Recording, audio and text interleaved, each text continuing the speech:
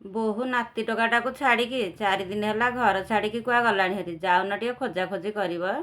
ଆଲୋ ନଈ ନାଳ ପୋଖରୀ ଚାରିଆଡ଼େ ତାକୁ ଖୋଜିଲିଣି, କୋଉଠି ହେଲେ ପାଉନି। ଯଦି ମରିଥାନ୍ତା ଚିଲ ସାରଗୁଣା ଉଡ଼ିଥାନ୍ତେ। ସେ ମରିନି, ସେ କୋଉଠି ହେଲେ ବଞ୍ଚିକି ଅଛି। ତାକୁ ମୁଁ କୁଆଡ଼େ ଆଉ ଖୋଜିବି? ସମୁଦି ଘରକୁ ଟିକେ ଫୋନ କଲନି। ସମୁଦିକୁ ଫୋନ କଲି, ସେ କହିଲେ ଝିଅ ଆମ ଘରକୁ ଆସିନି। ବୋହୂର ବନ୍ଧୁ ବାନ୍ଧବ ଯେତେ ଅଛନ୍ତି ସମସ୍ତଙ୍କୁ ଫୋନ କଲି, ସମସ୍ତେ ମନା କରିଦେଲେ। ଆଲୋ 15 ଦିନ ତଳେ ପୁଅ ବାଡ଼େଇଥିଲା ବୋହୂକୁ। ବୋହୂ କୋଉ ପୁଅଟା ସାଥିରେ ରାତିରେ କଥା ହେଉଥିଲା ବୋଲି।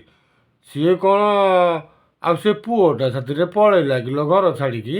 ନାଇଁ ମ 3 ବର୍ଷର ପୁଅକୁ ଛାଡ଼ିକି ସେ କୁଆଡ଼େ ଯିବ? ତା ପୁଅ ହେଉଛି ତାର ଜୀବନ।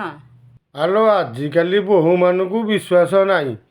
ଗୋଟିଏ ଛୁଆ କ'ଣ ଦିଟା ଛୁଆ ଛାଡ଼ିକି ସ୍ୱାମୀକି ଛାଡ଼ିକି ସବୁଦିନ ପାଇଁ ଘର ଛାଡ଼ିକି ଅନ୍ୟ କେଉଁ ପୁଅ ସାଥିରେ ପଳଉଛନ୍ତି।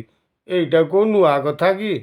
ପୁଅକୁ ଫୋନ କରିକି କହିଲି ବୋହୂ ଘର ଛାଡ଼ିକି 4 ଦିନ ହେଲା କୁଆଡ଼େ ଯାଇଛି। ଆମେ ତାକୁ ଖୋଜି ଖୋଜିକିଆ ପାଉନୁ।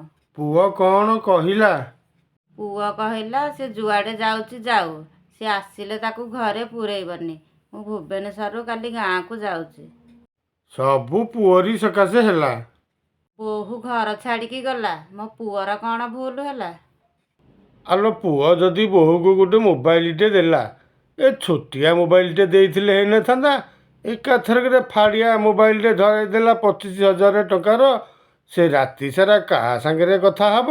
ଯେତେବେଳେ ପଚାରିଲା ଆସିକି କହିବ କ'ଣ ନା ଆମ ବନ୍ଧୁବାନ୍ଧବ ସାଥିରେ କଥା ହେଉଛି। ଆଜିକାଲି କି ମୋବାଇଲ ଯୁଗ ହେଇଗଲାଣି। ଝିଅମାନେ ଯେତିକି କିଛି ନ ହେଉଛନ୍ତି, ବୋହୂମାନେ ବେଶୀ ଉଲୁଗୁମାତ ହେଉଛନ୍ତି। ଆଲୋ ଯୋଉ ବୋହୂ ନିଜ ଶାଶୁ ଶ୍ୱଶୁର ଛୁଆ ସ୍ୱାମୀକୁ ଛାଡ଼ିକି ଅନ୍ୟ ପୁଅ ସାଥିରେ ପଳଉଛି, ସେ ପରିବାରର ସମସ୍ତଙ୍କ ଲୁହରେ କେବେ ହେଲେ ଭଲରେ ରହିପାରିବନି।